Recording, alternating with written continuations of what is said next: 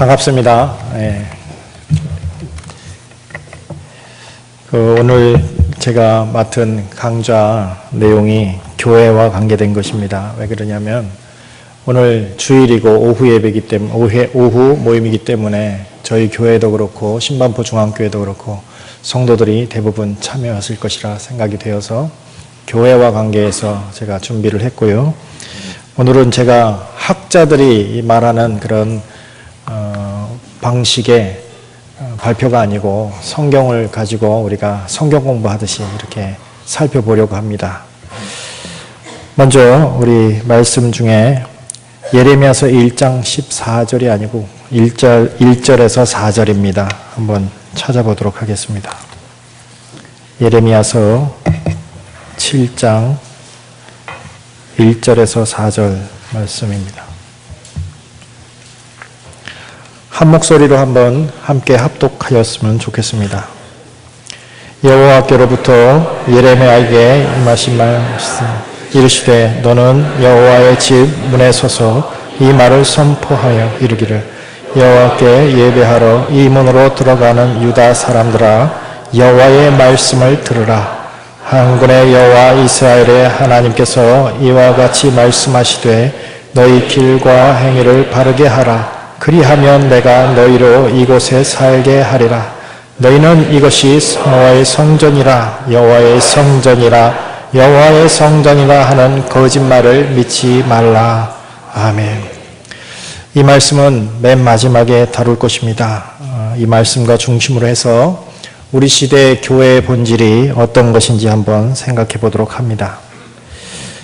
들어가는 말과 관계해서 제가 살필 것은 종교개혁이 무엇인가 하는 것입니다. 종교개혁은 혹자는 이신칭의, 믿음으로 의롭다함을 받은 그런 교리를 교회에 회복한 것이라 이렇게 말하기도 합니다.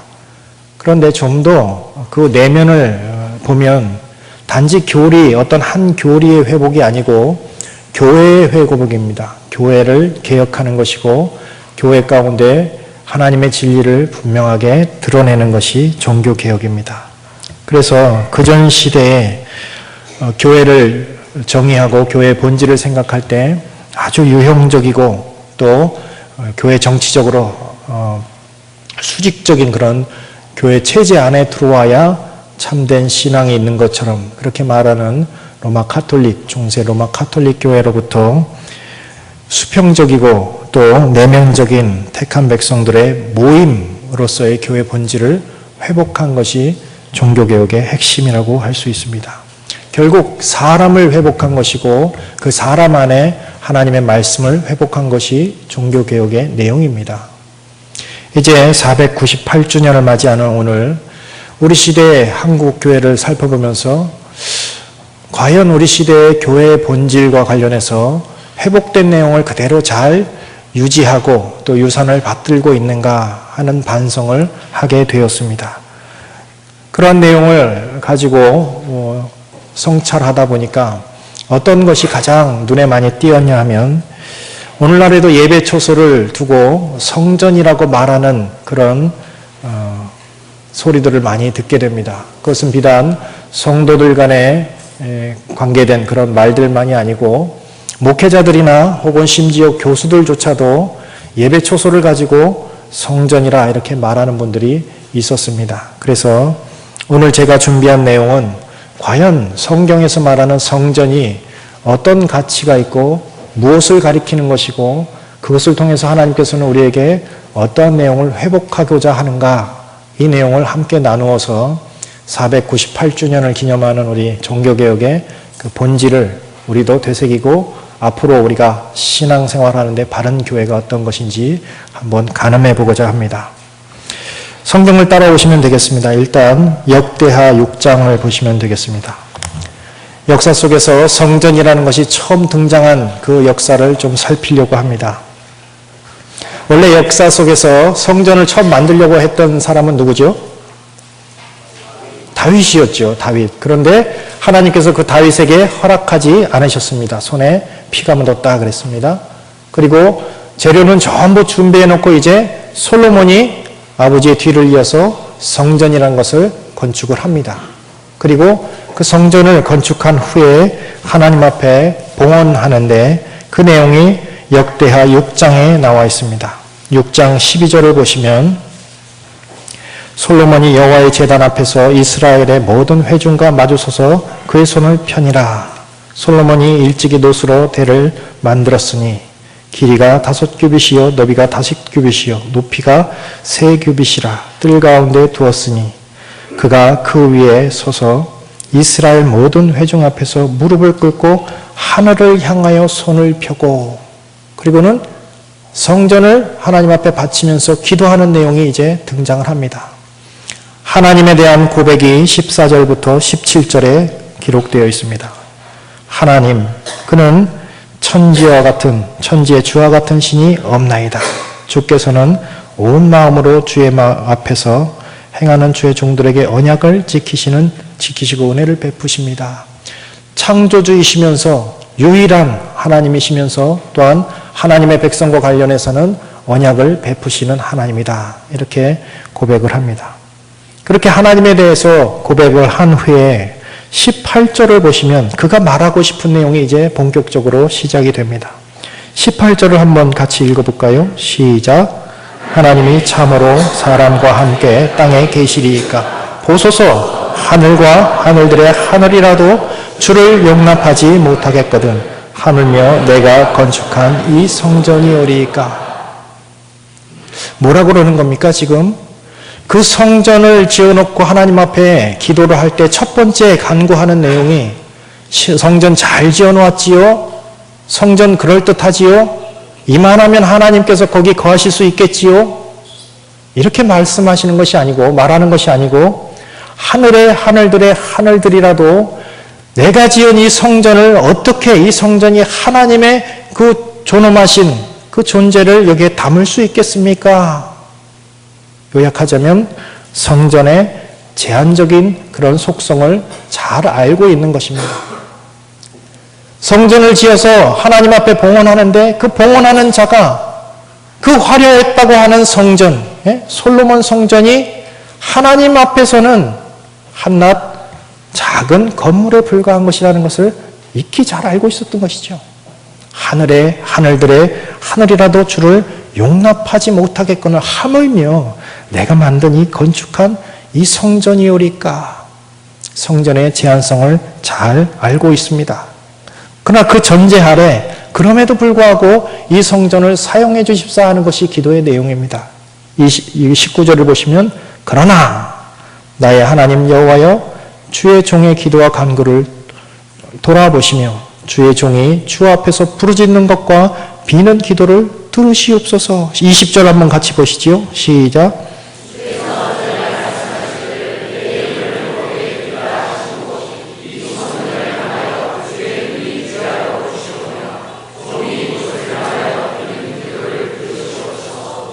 자, 뭐라 그럽니까? 성전은 제한적이고 하나님께서 거기에 있을 수 없는 건 제가 잘 알지만은 그럼에도 불구하고 하나님 간합하신다면 하나님께서 이 성전을 사용해 주십시오 하는 것입니다. 이 성전을 사용하셔서 우리를 만나 주시고 이 성전을 향하여서 우리가 빌 때 하나님께서 우리의 기도를 들어주십시오.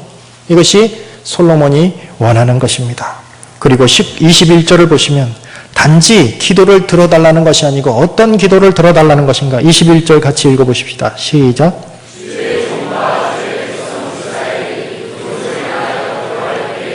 주는 그 간구함을 들으시되 주께서 계신 곳 하늘에서 들으시고 들으시사 사하여 주옵소서. 기도를 듣는데 기도의 주된 내용이 뭡니까? 용서해달라는 것입니다. 죄 용서를 구하겠다는 것입니다.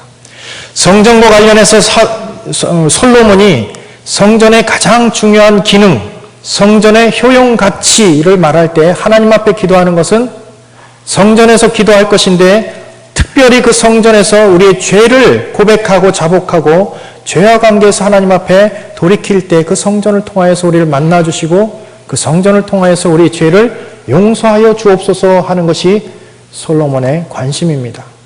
성전과 관련해서 솔로몬의 관심의 핵심은 이 사죄의 은총입니다. 이러한 은총을 이제 22절부터 시작되는 그 많은 구절들은 각각의 경우를 예를 드는 것입니다. 22절부터 23절은 거기 보시면 어떤 선악간의 판단을 하실 때 하나님께서 죄 용서를 해달라는 것입니다. 만일 어떤 사람이 그의 이웃에게 범죄함으로 맹세시킴을 받고 그가 와서 이 성전에 있는 주의 제단 앞에서 맹세하거든 주는 하늘에서 들으시고 행하시되 주의 종들을 심판하사 악한 자의 죄를 정하여 그의 행위대로 그의 머리에 돌리시고 공의로운 자를 의롭다 하사 그 의로운 대로 갚으시옵소서. 자, 심판할 때에도 하나님께서 이 성전 중심으로 선과 악을 가리워 주십시오. 24절에는 전쟁의 경우에 하나님께서 이 성전을 사용하시고 특별히 25절 같은 경우에 하나님께서 이스라엘 죄를 사하여 주옵소서 하는 것입니다. 26절, 27절은 가뭄이 들었을 때도 마찬가지죠. 하나님 앞에 하나님께서 우리에게 우리 죄를 징벌하시는 방식으로 가뭄을 있게도 하실 수 있는데 그럴 때 우리가 이 성전을 통하여서 하나님 앞에 돌이키면 하나님께서 죄를 사하여 주시고 비를 내려 주십시오 하는 것입니다. 28절도 재앙의 경우에 마찬가지입니다. 재앙을 받았을 때 하나님께서 이 성전을 통하여서 우리가 손을 들고 하나님 앞에 기도할 때 29절 30절에 보면 주는 계신 곳 하늘에서 들으시고 사유하시되 각 사람의 마음을 아시오니 사유하시는 것입니다. 이렇게 계속되는 내용들이 지금 39절까지 있습니다. 그리고 39절 맨 마지막에 이렇게 말합니다. 자, 38절, 36절부터 37절, 38절은요. 하나님 앞에서 범죄하여서 하나님께서 서로 우리를 이방 땅에, 이방 손에 붙여 가서 이방에 포로되어 있을지라도 그때조차도 하나님께서 이 성전을 생각하게 하시고 우리를 용서하여 주시기를 바라는 것입니다. 38절과 39절 한번 읽어보시죠. 시작. 사로잡아간 적국의 땅에서 온 마음과 온 땅으로 주께서 그들의 조상들에게 주신 땅과 주께서 택하신 성과 내가 주의 이름을 위하여 건축한 성전 있는 쪽을 향하여 기도하거든 주는 계신 곳 하늘에서 그들의 기도와 간구를 들으시고 그들의 일을 돌아보시오며 주께 범죄한 주의 백성을 용서하옵소서 하는 것입니다. 긴 절들을 각각의 경우를 산정하면서 긴 절들을 하나님 앞에 간구하는데 매 간구마다 그의 관심은 이 성전을 통하여서 우리의 죄를 용서하여 주시옵소서 하는 것입니다. 솔로몬이 성전을 지어놓고 하나님 앞에 관심하는 그 주된 내용은 속죄입니다. 속죄. 그러면 구약시대 때 성도들이 성전을 드다들면서 가장 중심으로 생각해야 될 것은 당연히 속죄일 것입니다. 그들의 죄를 용서함 받는 것일 것입니다. 하나님 앞에 이런 관심으로 성전을 지어놓고 기도하였습니다. 자, 그러면 하나님께서 어떻게 응답하시는지 그게 중요하지 않습니까? 그 내용이 한 장만 넘기시면 나타납니다. 7장 11절부터 있습니다. 솔로몬이 여호와의 전과 왕궁 건축을 마치고 솔로몬의 심중에 여호와의 전과 자기의 궁궐에 그가 이루고자 한 것을 다 형통하게 이루니라. 밤에 여호와께서 솔로몬에게 나타나사 그에게 이르시되 내가 이미 내 기도를 듣고 이 곳을 택하여 내게 제사하는 성전을 삼았으니. 자, 하나님의 응답은 어떻습니까? 솔로몬이 이 성전 사용해 달라고 그렇게 간구하였을 때 오케이 사용해 주마 이것입니까? 아니야 나는 거기 거할 수 없어 이것입니까? 사용하겠다는 것이지요. 내가 이 성전을 택하고 삼았다 이렇게 말합니다. 그리고는 그가 기도한 것처럼 일일이 응대하시는 것입니다. 혹 내가 하늘 닫고 비를 내리지 아니하거나 메뚜기들에게 토산을 먹게 하거나 혹 전염병이 내 백성 가운데 유행하게 할 때에 내 이름으로 일컫는 내 백성이 그들의 악한 길에서 떠나 스스로를 낮추고 기도하며 내 얼굴을 찾으면 내가 어디서 들어요? 하늘에서 듣고요. 자, 하나님은 성전 안에 갇혀 있는 분입니까? 하늘에서 계신 분입니까?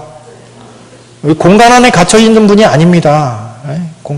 그때 구약시대 때도 공간 안에 갇혀있는 분이 아니었고요. 지금도 마찬가지죠. 그분은 하늘에 계신 분입니다. 하늘에서 들으시고 어떻게 하시겠다는 겁니까? 그들의 죄를 사하고 그들의 땅을 고칠지라. 이제 이곳에서 기도하는 기도에 내가 눈을 들고 귀를 기울이리니. 16절 읽어보십시다. 이는 내가 이미 이 성전을 택하고 거룩하게 하여 내 이름을 여기에 영원히 있게 하였습니다. 내 눈과 내 마음이 항상 여기에 있으리라. 아멘. 자, 이런 말씀을 읽고 우리가 건축을 하기 시작합니다. 많은 돈을 들여서 건축을 합니다.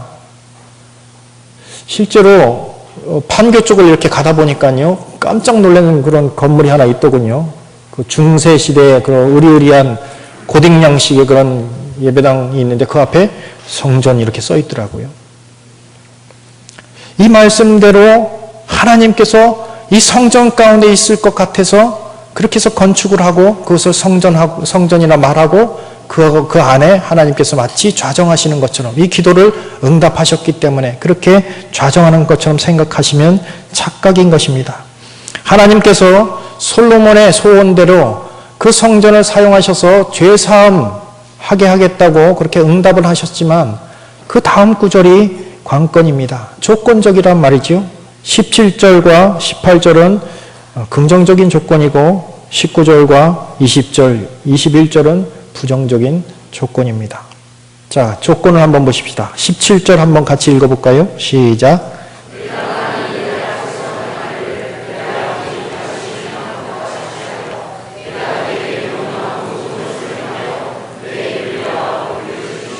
자, 뭘 지키면요? 율례와 법규를 지키면. 조건이 뭡니까? 하나님의 말씀이 유효하는 한, 그 말씀이 너희에게 살아있는 한이죠. 그러면 어떻게 하시겠다는 겁니까?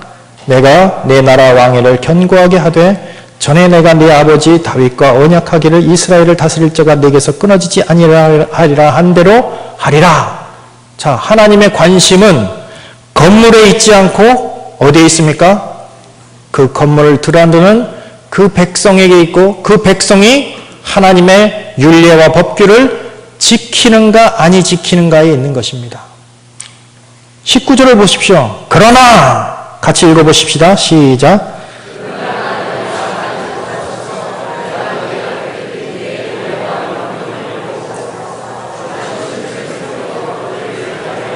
자, 하나님의 율례와 명령을 버리고 하나님의 율례와 명령을 버리면 당연히 다른 신을 쫓게 되는 거죠. 자, 하나님께서 주신 그 명령과 율례와 법규, 하나님의 말씀을 버린 그 사람들에 대해서 어떻게 결과를 내시는가? 20절을 보십시다. 시작.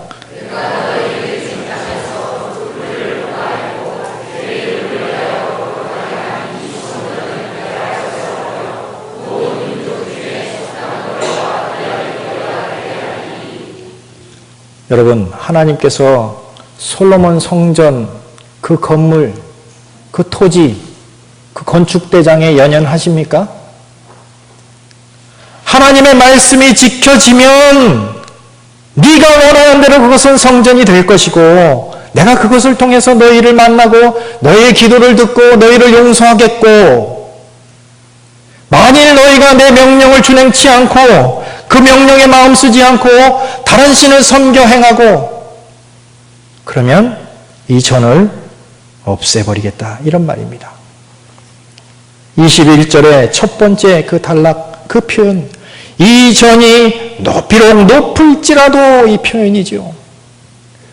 하나님 편에서 그 성전에 연연하시지 않습니다. 왜 자꾸 건물을 지어놓고 그것을 성전이라고 하는 것입니까? 성전 자체가 중요한 것이 아니고 그 성전을 드나드는 출입하고 있는 그 사람에게 관심하시는 것입니다. 그 사람에 관심하되 그 사람들 안에 하나님의 진리가 규범이 되고 원칙이 되고 삶의 원리가 되어서 그렇게 살아가는 그런 성도들이 있는 곳에 한정하여서 그 성전은 가치가 있는 것이고 하나님의 말씀에 관심이 없고 그 진리에 관심 쓰지 않고 그 진리를 무시하고 자기 나름대로 종교 생활을 하는 자들에게는 그 성전은 타락의 온상이 되는 것입니다. 하나님을 섬기는 곳이 하나님을 욕보이는 그런 장소도 될 수 있다는 것입니다. 솔로몬 성전과 관련해서 솔로몬의 관심은 사죄의 은총이었고 하나님의 관심 또한 그의 기도를 들어서 오케이, 내가 그 성전을 통하여서 너희들을 만나고 사죄하겠다. 하지만 너희가 내 말에 귀를 기울이고 내가 너희에게 분부한 모든 것을 지켜 행하고 준행할 때에만 이 성전은 가치가 있을 것이다. 이것이 하나님과 솔로몬의 대화와 응답의 핵심입니다. 자, 그러면 그때 구약시대 때 처음 만들어진 솔로몬의 성전도 하나님의 관심과 하나님의 뜻은 건물 자체에 있지 않고 뭐에게 있습니까? 사람과 그 사람이 하나님의 말씀을 지켜 행하는가, 그 말씀이 그 안에 양식으로 삼는가, 이것이죠. 그죠? 우리 시대에 건물이 마치 지상 명령인 것처럼 열심을 해서 건축 헌금을 합니다. 그러나 그것은 예배당입니다. 예배를 위한 처소인 것입니다. 이런 재밌는 얘기가 있습니다. 어떤 주일학교 학생이 이렇게 지나가는데 너무 귀여워가지고 장로님이 부릅니다. 얘야, 토미야, 이리 와. 근데 그냥 뭐 귀엽다고만 하긴 뭐 하니까 토미야, 여리고성을 누가 무너뜨렸지? 이렇게 물어봤어요.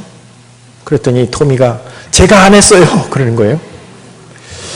그게 아니네.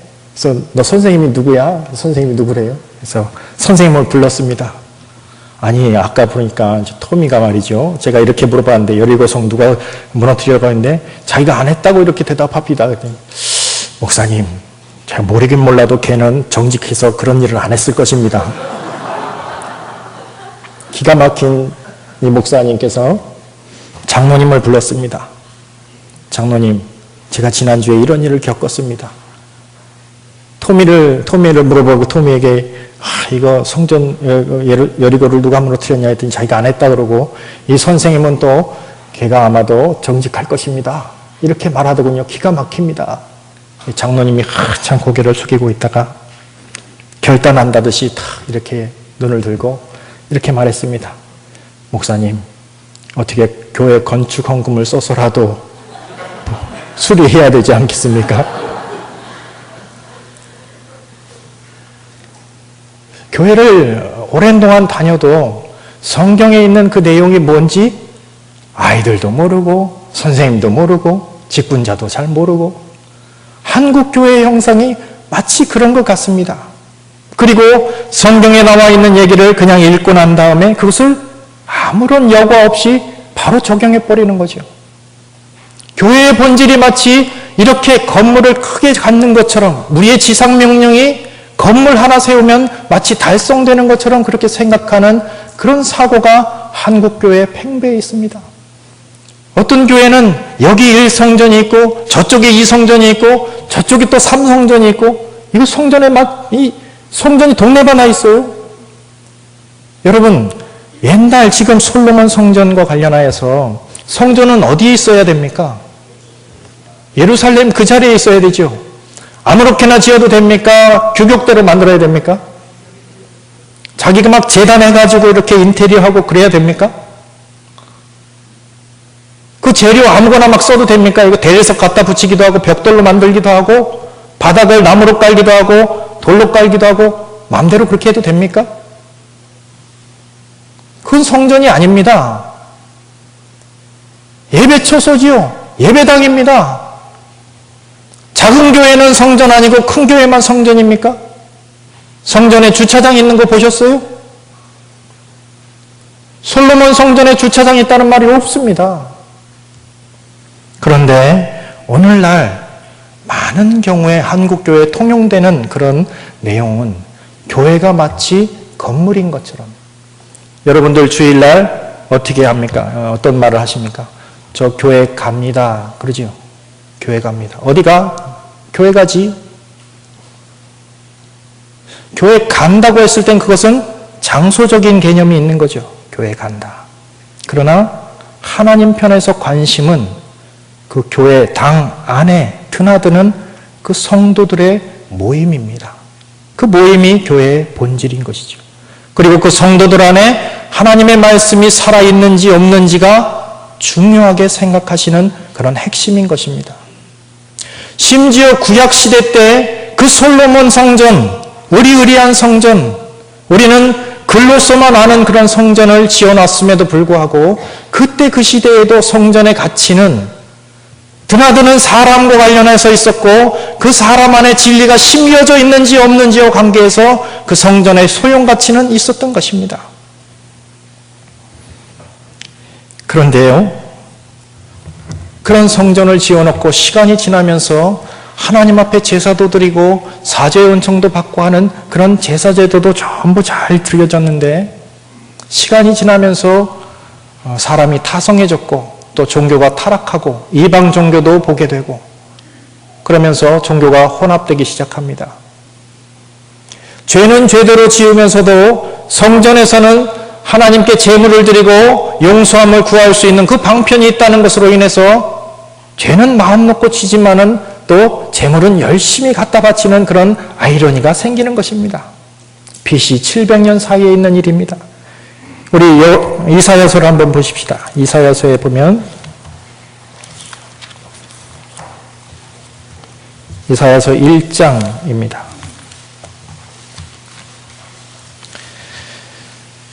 이사야에게 계시하신 말씀인데요. 2절에 보시면 이것은 이른바 하나님의 어떤 재판 이렇게도 표현합니다. 여기에 대한 구약 논문들이 많이 쓰여져 있더군요. 하나님께서 얼마나 답답하시면 자기를 변론하시고자 하는데 자기가 자기 백성에 대해서 어떻게 선하게 그렇게 행하셨는데 그 백성들은 내게 대해서 어떻게 패역하게 했는지를 오죽 답답하면 하늘과 땅에 대고 호소를 하시는 것입니다. 하늘이여 들으라, 땅이여 귀를 기울이라. 여호와께서 말씀하시기를 내가 자식을 양육하였거늘 그들이 나를 거역하였도다. 소는 그 임자를 알고 나귀는 그 주인의 구유를 알건만은 이스라엘은 알지 못하고 나의 백성은 깨닫지 못하는도다. 슬프다. 범죄한 나라요, 허물진 백성이요, 죄악의 종자요, 행악의 종자요, 행위가 부패한 자식이로다. 그들이 여호와를 버리고 이스라엘의 거룩하신 이를 만홀히 여겨 멀리하고 물러갔도다. 이 정도 읽어보면 자, 답답하지요. 소도 나귀도 자기 주인을 알아보고 그 말을 듣는데 오죽 답답하면 하나님께서 이렇게 말씀하시겠습니까?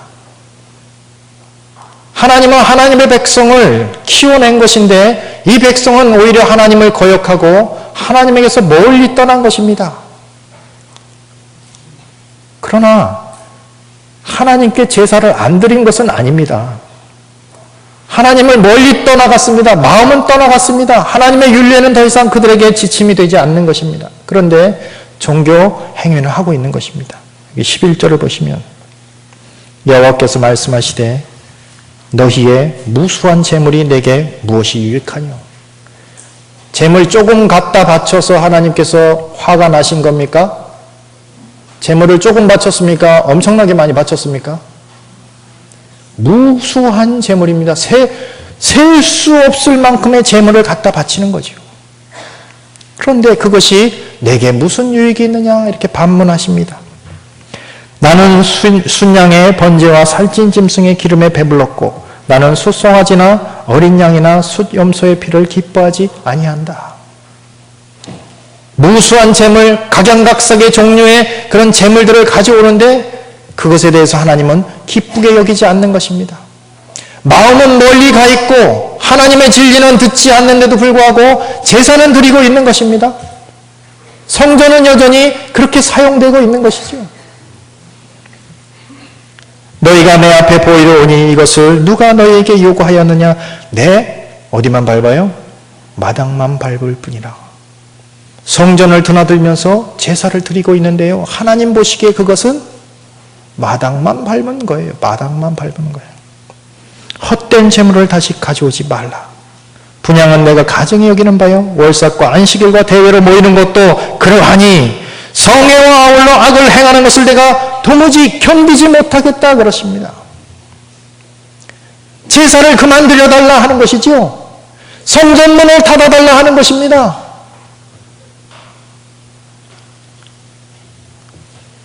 하나님께서 이런 표현을 하시는 거 들어보셨습니까? 내 마음이 너희의 월삭과 정한 절기를 싫어하나니 그것이 내게 무거운 짐이라. 내가 지기에 피곤하다. 나를 더 이상 피곤하게 만들지 말라. 그들은 성전을 드나들면서 무수한 제물을 드리고 각종 정성을 치장하여서 그들에게 하나님께 제물을 드리고 제사를 드리고 자기 죄를 용서함 받기를 원했으나 하나님 편에서는 그 제물은 전혀 간합되지 않는 것입니다. 의미가 없는 것입니다. 하나님의 말씀을 등한히 하고 하나님께서 원하시는 것에 마음 쓰지 않고 소나 나귀도 자기 주인의 말을 듣고 알아듣는데 이 백성은 도무지 나의 뜻을 알려고 하지도 않고 마음 쓰지도 않고 그러면서 성전은 드나들고 그 성전을 통하여서 정성만 가득한 제물을 드리면 하나님을 섬기고 죄 용서를 받을 수 있다고 그렇게 생각하고 생활과 종교가 분리되는 것입니다. 여러분들이 예배를 열심히 드리는 것 하나님께서 원하실까요? 원하지 않으실까요? 어떤 마음으로, 어떤 자세로, 무슨 원리로, 어떤 근거로 삶을 살아왔는가? 월요일부터 토요일까지 어떤 마음으로, 어떤 중심으로 하나님께서 내게 베푸신 그 많은 삶의 여정 가운데 무엇을 남겨드리고 어떤 원리로 살아갔는가? 거기엔 관심하지 않고 주일날 모여서 예배드리면 하나님께서 오냐? 오래간만이다. 예배 드려주니 감사하다. 이럴까요? 그는 하늘의 하늘들의 하늘들이라도 간합지 못할 만한 그런 분입니다. 우리가 예배 드려주는 것이 아니고 예배 드릴 수 있도록 허락하신 것이 감사한 것이지요. 그분을 만홀히 여겨서는 안 됩니다. 드린다고 다 예배가 되는 것이 아니고 드린다고 찬양이 다 되는 것이 아니고 드린다고 기도가 다 되는 것이 아니란 말입니다. 종교개혁의 신앙이라는 것은 그 종교 행위를 바로 세우는 것이 아니고 오히려 그 행위를 하는 그 자가 그 말씀을 따라서 그런 삶을 지탱해 나가고 그 말씀에 마음을 두고 관심하고 그 말씀으로 살아가고 애쓰고 그럼에도 그것을 감당하지 못하는 것에 안타까워하고 다시 한번 하나님 앞에 용서를 구하고 그러면 하나님께서 용서해 주시고 긍휼히 베풀어 주셔서 한 번 더 기회를 주시고 그러면 그 말씀 기회 받은 대로 다시 한번 받고 살아가고 그것이 신앙생활이지요. 예배당 나와서 열심히 출입하고 기도 많이 하고 헌금하고 봉사하고 그러나 무슨 마음을 가지고 어떤 원리를 가지고 그런 종교 행위를 하고 있는가가 중요한 것입니다. 여기 이사야서 1장 시작을 이렇게 종교의 어떤 허상과 관련해서 비판을 했는데요. 66장을 보십시오. 이사야 66장에 보시면 1절, 2절입니다.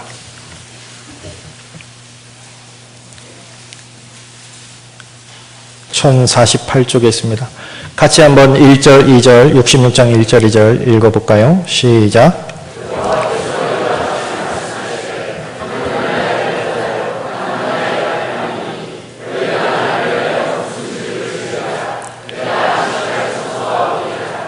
나 여호와가 말하노라 내 손이 이 모든 것을 지었으므로 그들이 생겼느니라.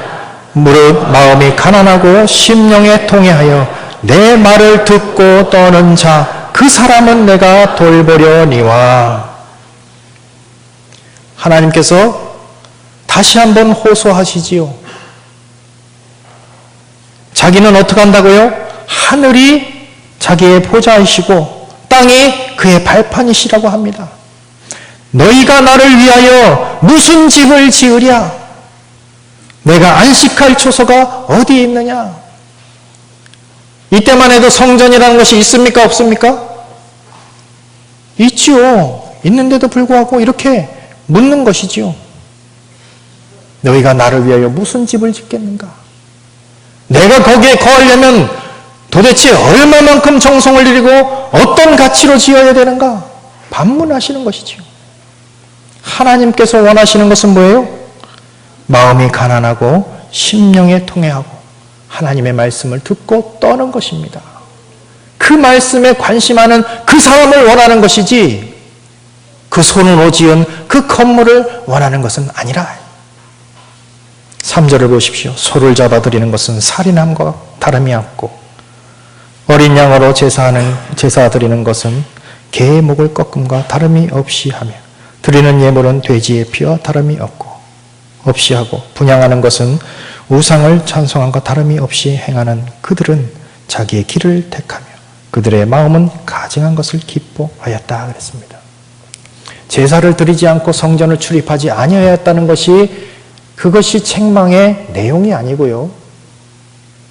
제사 드리고 성전을 출입하는 자에게 마음이 가난하고 심령이 통회하고 하나님의 말씀 앞에 떠는 그 마음이 없다는 것입니다. 그럴 때 그들이 제사 드리고 소를 잡고 양을 잡고 피를 드리고 하는 그 모든 예물들은 가증하고 사악한 것이 되는 것입니다. 성전이긴 성전인데 어때요? 성전이라 하는 거짓말이 되는 것입니다, 여러분. 역대하서는요, 역대하서 36장을 가보시면 이미 성전은 없어진 뒤에 기록한 것입니다. 역대하서 36장을 한번 보실까요?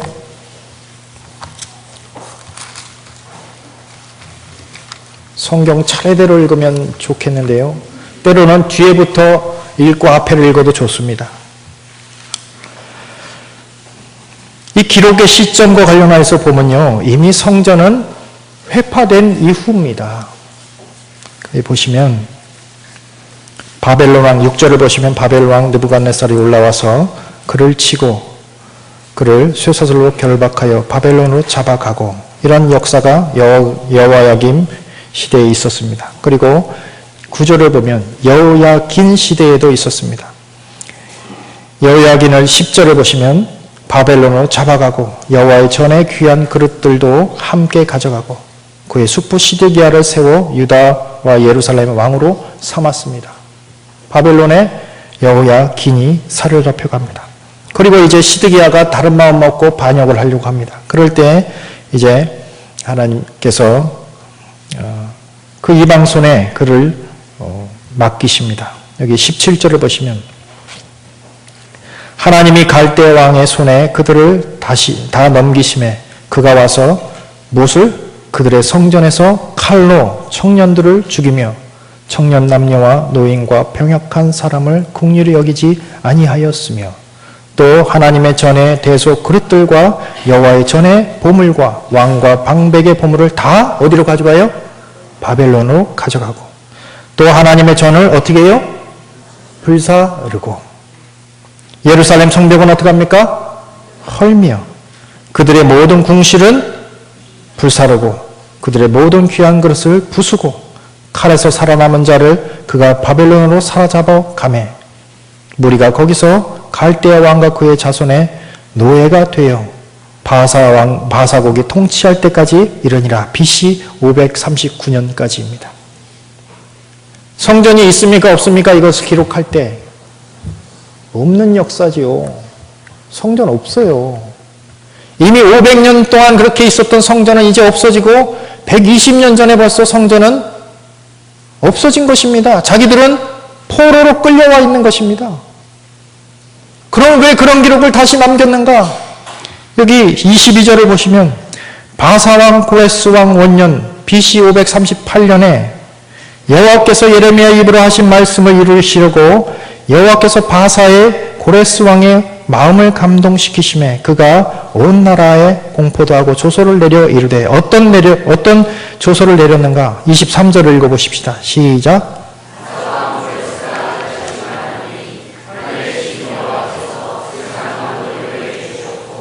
나에게 명령하여 유다 예루살렘에 성전을 건축하라 하셨나니 너희 중에 그의 백성된 자는 다 올라갈지어다.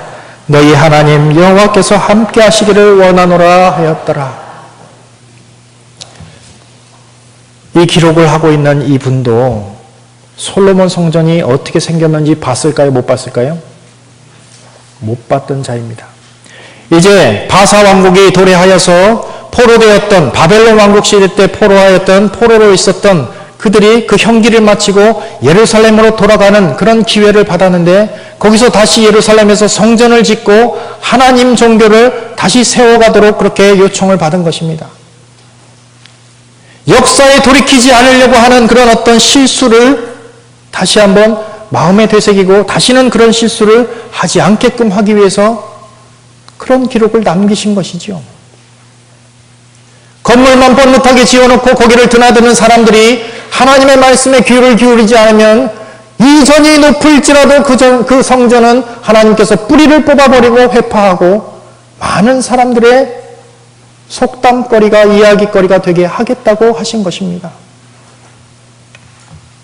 그런데 그런 성전이 회파되고 난 후에도 여전히 사람들은 하나님의 말씀이나 그가 무엇을 원하시는지 그 심중에 원하시는 것을 생각하지 않고 종교적인 외식과 또 그들의 욕심으로 인한 어떤 종교 생활을 계속 해왔던 것입니다. 예레미야를 통해서 예레미야 7장 1절에서 4절의 말씀은 바로 그런 것입니다. 성전을 드나드는 사람들 그 문에 서서 예언하라고 하는 것입니다. 지금 그 사람들은 그 문턱을 드나들면 성전 안으로 들어간다고 생각하는 사람들이죠.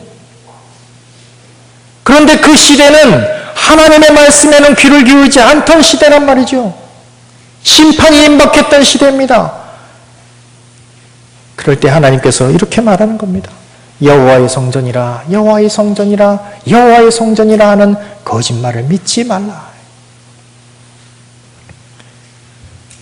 성전을 두고 성전이라 하는 것이 왜 거짓말이 됩니까? 홍길동입니까?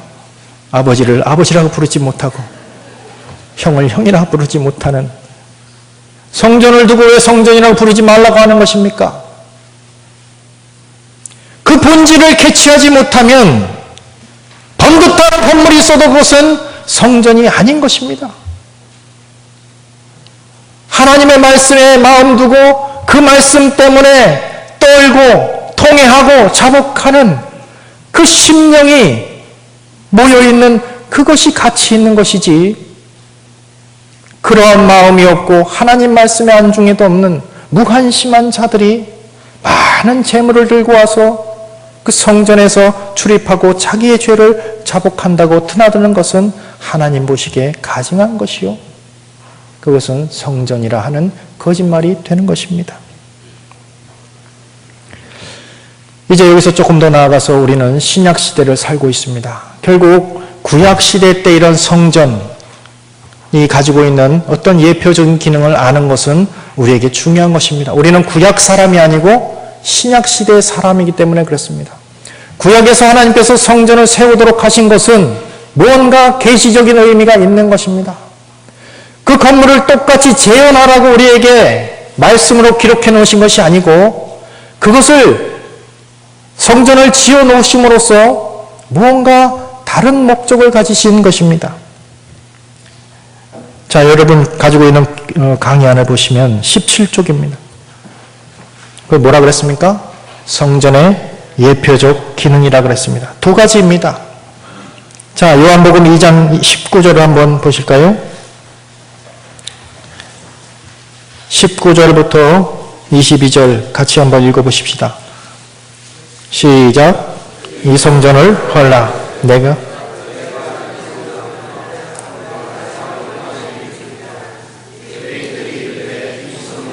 46년 동안 지었거늘 내가 3일 동안에 일으키겠느냐 하더라. 예수는 성전된 자기 육체를 가리켜 말씀하신 것이라. 죽은 자 가운데서 살아나신 후에야 제자들이 이 말씀하신 것을 기억하고 성경과 예수 하신 말씀을 믿었더라. 이때 성전은 솔로몬 성전도 아니에요. 헤롯이 수리한 성전입니다. 헤롯 성전이죠. 46년 동안 수리해서 만들어진 성전을 가리켜서 예수님이 헐어버리라. 내가 3일 만에 다시 일으키겠다. 사람들은, 그 당시 그 말을 듣던 사람들은 건물, 보이는 성전을 보고 있었지만은 예수님께서 그렇게 하신 그 의도는 뭐라고요? 성전된 자기 육체를 가리켜 말씀하신 것입니다. 다른 말로 하면 구약의 그런 성전은 누구를 예표하는 겁니까? 예수 그리스도의 육신으로 오신 그 예수 그리스도의 십자가의 죽음을 예표하는 것입니다. 왜 그토록 그 성전을 통하여서 사죄의 은총에 관심하였는가? 솔로몬은 당장 자기의 관심을 사죄의 은총이라 표현했지만은 하나님께서 그 솔로몬을 사용하셔서 그런 기도하게 하시고 솔로몬을 통하여서 그 성전의 효용 가치를 사죄와 관계에서 국한하신 것은 바로 예수 그리스도를 통하여서 우리를 속죄하시는 그 예수 그리스도를 배우고 익히게 하려 하심입니다. 대속의 은혜를 배우게 하려 하시는 것이지요. 구약의 성전은 신약의 예수 그리스도에게서 실체가 드러난 것입니다. 우리 시대에 건물을 지어놓고 성전이라고 말하면 이 성경 진리를 파괴하는 것입니다. 예수의 자리를 건물로 다시 넘겨주는 것입니다. 또 한 가지 있습니다. 그 성전된 그 예수 그리스도에게 접붙임받은 성도들이, 그 성도들 자체가 성전입니다. 그 밑에 구절을 보시면 고린도전서 3장 16절에 너희는 너희가 하나님의 성전인 것과 하나님의 성령이 너희 안에 계시는 것을 알지 못하느냐? 잠원동에 있는 이 교회당 건물 안에 성령이 계신다 이렇게 말하지 않고 누구 안에 있다고요? 너희 안에.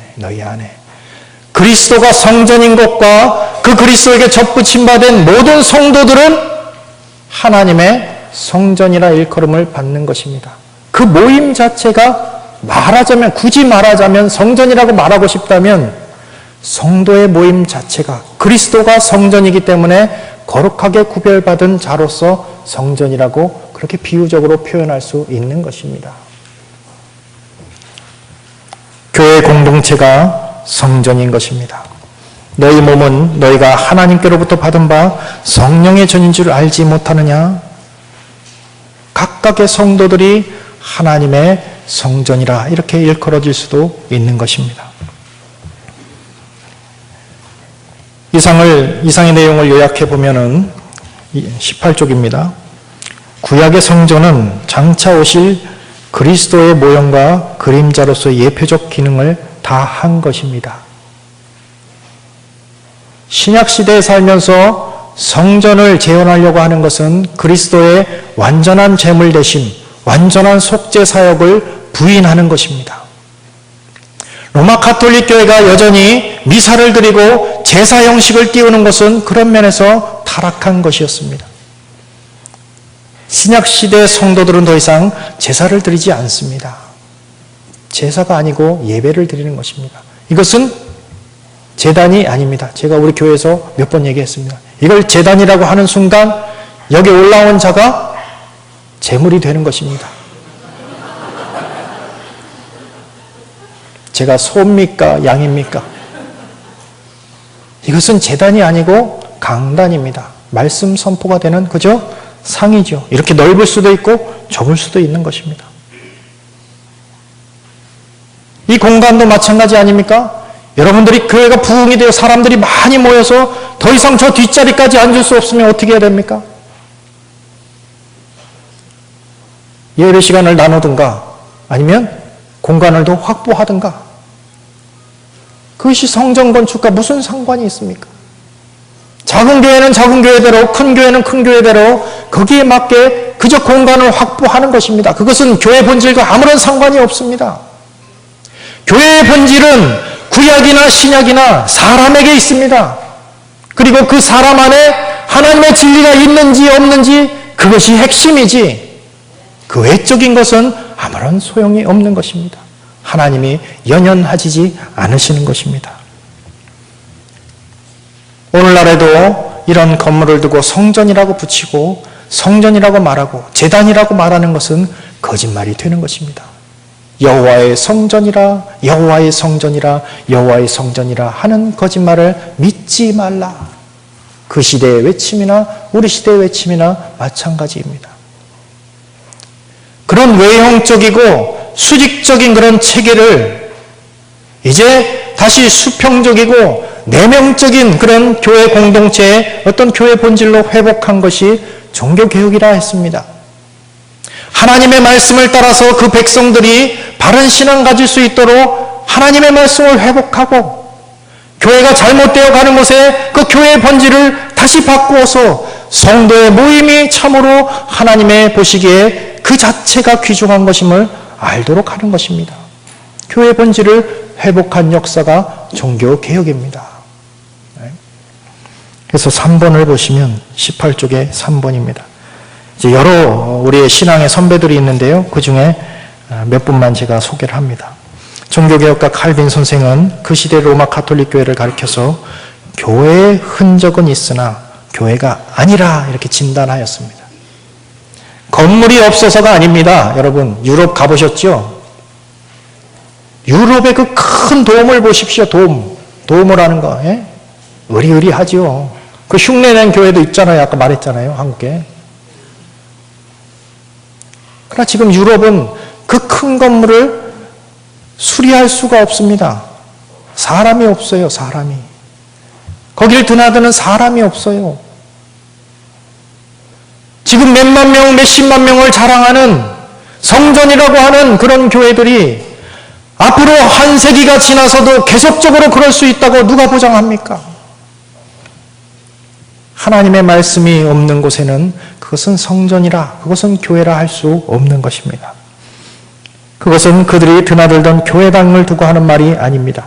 성직제도의 부패와 우상숭배적 종교의식, 바른 말씀 선포의 부재, 교리의 치명적 부패로 인한 교황주의자들의 잘못을 지적한 말입니다.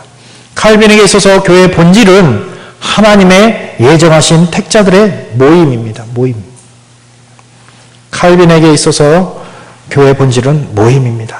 즉 택정함을 받은 사람들입니다. 그에게 보편교회는 하나님의 택한 자녀들을 품은 어머니요 선택된 백성들의 총수요 예수 그리스도의 몸입니다. 그리스도의 한 몸인 교회에서 두 가지 양상이 있는데, 하나는 불가시적이고 천상적이고 영적이고 승리하는 교회고, 다른 하나는 비가시적이고 잘못되었습니다. 가시적이고 지상적이고 육적이고 전투하는 교회입니다.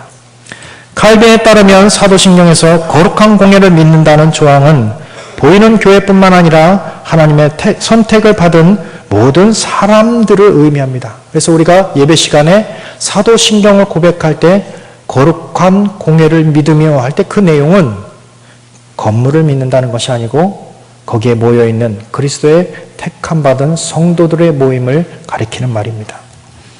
우리는 하나님의 은밀한 선택과 하나님의 내적 부르심을 생각해야 한다. 이는 하나님만이 자기 백성을 아시며 바울의 말과 같이 그들에게 모두 인을 치셨기 때문이다. 그들은 하나님의 휘장을 달고 있어서 유기된 자들과 구별된다. 그러나 거대한 군중 속에 보잘것없는 작은 무리가 숨어있고 몇 개의 미랄이 쭉정이 더미에 묻혀있으므로 우리는 교회에 대한 지식을 하나님께만 맡겨야 한다. 교회의 지초는 하나님의 비밀스러운 선택이다. 그러므로 우리는 볼 수는 없으나 하나님께서 보시는 불가시적인 교회를 믿어야 할 뿐만 아니라 인간의 눈으로 보는 교회의 현실의 교회의 현실의 교회는 교회를 잘 유지하며 교회 안에서 성도의 교제를 도모할 의무가 있다. 북한호수란 사람도 비슷한 내용을 가지고 있습니다. 하나님의 선택과 요요적 부르심을 따라 택함 받은 성도들의 모임으로 얘기하고 있습니다. 자, 윌스민 신앙고백서에도 비슷한 내용이 있습니다. 읽어보시기 바라고요.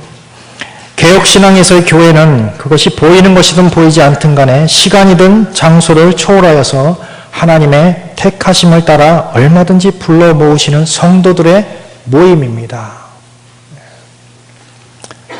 마지막 말을 읽겠습니다. 종교개혁 이후에 개혁된 교회는 성경으로부터 끊임없이 개혁해야 됩니다. 498년 전에 개혁하였다 그래서 손을 놓는 것이 아니고 오늘날에도 하나님의 말씀에 비추어서 잘못된 것이 있으면 개혁해야 되는 것이 개혁된 교회입니다. 종교개혁 498주년을 맞이하는 우리 시대의 교회도 개혁은 중단됨이 없어야 합니다. 잘못된 교리와 또 종교적 관행은 성경을 근거로 교정되고 보완되어야 합니다. 성경에서 성전은 시대적, 장소적, 조건적 제한성을 갖습니다. 솔로몬 시대 이후 성전은 이스라엘 종교 생활의 중심이었어도 구약 시대에 한시적이었고 예루살렘 지역에만 존재했습니다. 성전 건물은 하나님의 백성이 하나님의 말씀을 청정하는 안에서만 조건적으로 유의미했습니다. 종교, 사회적 배도와 죄악이 만연했던 시대에도 유다 백성들은 성전을 출입하며 열심 가득한 제사를 드렸습니다. 하나님은 선지자 이사야를 통해 이러한 성전 주심의 잘못된 종교적 열심이 얼마나 당신의 마음을 곤혹스럽게 하는지 밝히셨습니다. 사죄의 온청을 기약하던 성전이 유다의 타락의 온상이 되어버린 것입니다. 성전의 화려함은 여전하였으나 하나님에게 성전은 성전이 아니었습니다. 하나님은 성전을 버리시기로 작정하셨습니다. 배도의 온상이 된 성전을 이방 민족의 손을 빌어 치워버리는 것이 하나님의 백성을 살리는 길이었습니다. 사람을 살리기 위해 사람의 눈을 가리우는 성전 건물을 파괴하셨던 것입니다. 마태복음 24장에 다시 중건된 헤롯 성전에 감탄한 제자들의 모습이 묘사됩니다. 예수께서 성전에서 나와서 가실 때 제자들이 성전 건물을 가리켜 보이려고 나아오니 대단하지요. 그런 말씀이죠. 대단하죠. 주님 성전 보십시오. 굉장하죠. 그러나 재건된 성전은 제자들이 보기에도 화려하고 온정했습니다. 그러나 주님은 너희가 이 모든 것을 보지 못하느냐? 내가 진실로 너희에게 이르노니 돌 하나도 돌 위에 남지 않고 다 무너뜨리오리라 말씀하셨습니다. 그리고 이 말씀은 유다의 독립전쟁을 진압하러 온 티투스 장군에 의해서 현실이 되었습니다. 신약시대에 이르러 성전은 더 이상 눈에 보이는 건물 형태로 존재하지 않습니다. 주님은 성전의 예표적 기능을 분명하게 가르치셨습니다. 살아계신 예수 그리스도께서 성전이시고 그 안에서 선택받고 부름받아 그와 연합한 성도가 성전입니다. 구약의 성전은 신약의 성전의 모형과 그림자입니다. 오실 메시아 예수 그리스도의 성육신과 속죄사역의 예표입니다. 신구약의 성경이 갖는 구속사적 언약의 통해성을 고려치 않고 예배초소를 성전이라 하거나 말씀이 선포되는 강단을 제단이라 하는 것은 성경 계시의 객관성을 파괴하는 일입니다.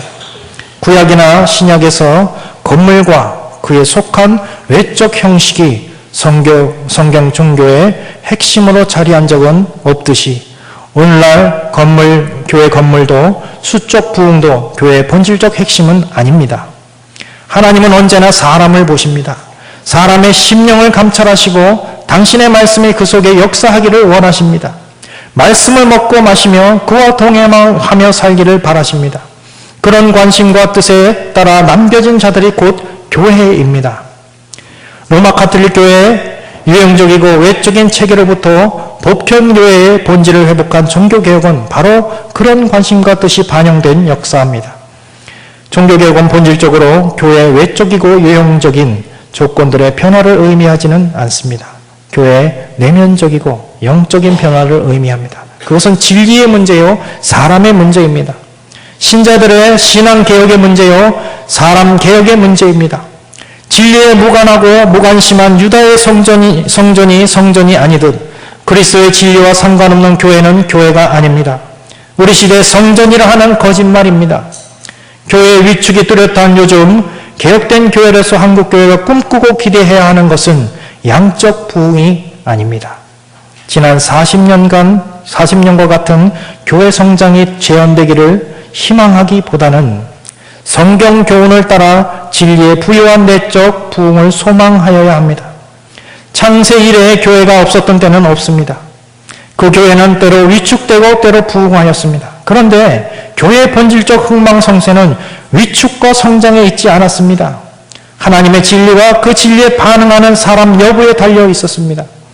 종교개혁 498주년을 기념하면서 한국교회가 기도하고 소망해야 할 것은 진리 자체의 회복이요 사람의 회복입니다. 이상입니다. 잠시 기도하고 마치겠습니다. 하나님 아버지, 여러 말씀을 통해서 교훈해 주시고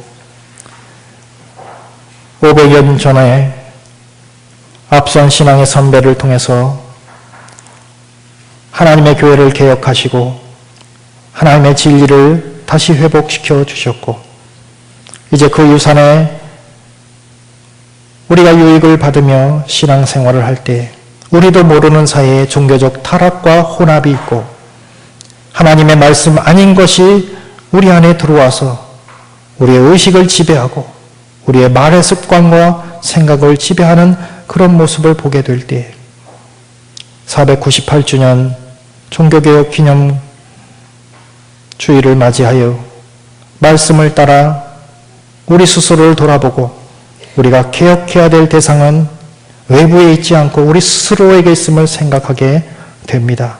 주님, 이후로 이 교회 가운데 하나님의 백성들이 본질적으로 어떠한 자이고 또 무엇을 회복해야 되고 무엇을 먹고 살아가야 되는 것인지를 알도록 하여 주옵소서. 계속적으로 신반포 중앙교회 또 하늘뜻 섬김교회 그리고 하나님의 진리를 사랑하는 이 지상의 모든 보편교회들이 하나님의 말씀으로 기뻐하고 즐거워하며 그것의 생의 의미를 걸 수 있도록 하나님께서 은혜를 베풀어 주옵소서. 이 땅 교회를 회복시켜 주옵소서. 예수님의 이름으로 기도 올리옵나이다. 아멘. 축도하겠습니다.